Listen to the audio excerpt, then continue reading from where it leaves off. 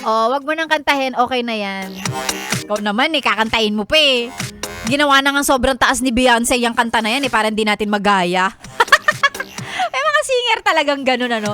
Yung kapag kinanta nila yung isang kanta, yung isang pyesa, sobrang taas, sobrang hihirapan nila na para bang, guys, ako lang ang pwedeng kumanta nito, kayo hindi.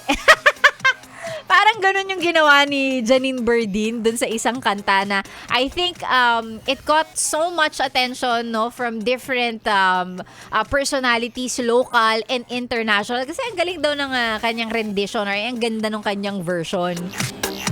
But for me, nung narinig ko yung kanta niya, sabi ko, ay, hindi na pwedeng kantahin ng ibang tao. Sobrang taas, sobrang hirap na. But again, good for you. Ang galing mo doon, Janine. Ayan. Isa sa mga local artists natin na talagang magaling.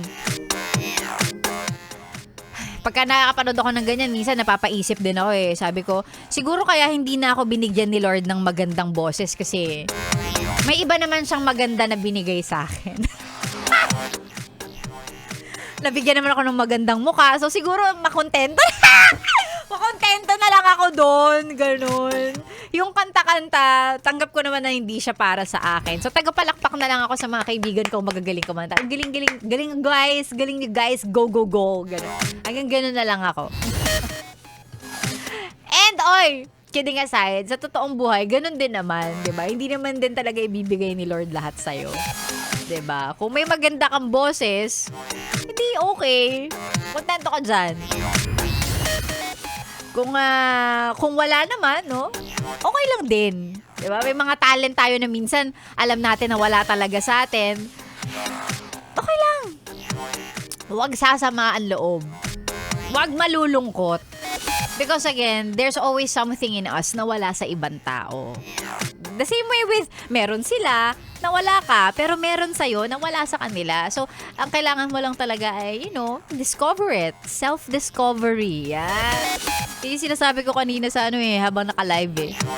Sabi ko kasi, huwag ka muna masyado mag-jowa ng maaga. Kasi minsan pag may jowa ka, nakakalimutan mong unahing kilalanin yung sarili mo. Kasi may jowa ka na eh. Pag may jowa ka, nakukuha mo lahat ng yung traits, yung attitude niya, kung ano siya as a person. Kasi pag syempre in a relationship ka, you somewhat become one person.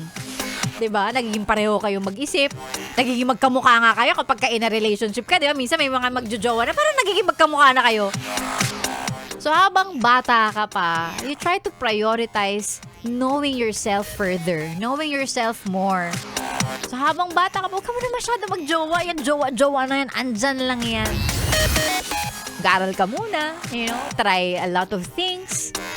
Hanapin mo yung bagay na magbibigay ng joy. Mga ganon. Tunog nanay tayo nakakaloka. Baka may mag-comment dito. Ano ba? Ba't ka nangingialam? Yung sa akin lang naman ay suggestion lang naman. Pero sige, kung gusto mo lumandi ka, edi go. Go, bahala ka. Ay, nako. Mga yes, friend, maraming salamat sa pagsama kay Sexy Megan ngayong araw na to. Ang ating key takeaway sa adlib ko na yan, be thankful sa mga bagay na meron ka at kilalanin mo yung sarili mo. Yan ang pinaka-importante dyan. Kilalanin and tanggapin kung yung sino ka talaga. Yan, pag ganon. Ay nako, susunod na po si Maria Morena kasama nyo ngayong tanghali hanggang mamayang 3:00. Samantalang ako naman, magbabalik po ako bukas. Huwag kayong mag-alala. Huwag nyo ako ma-miss. Kasi hindi katulad ng iba dyan, hindi ako magre-request ng teleconference tsaka ng Zoom. Live ako dito. I'll see you tomorrow, 9:00 hanggang tanghali. Dito lang sa 101.1 Yes FM. Solid!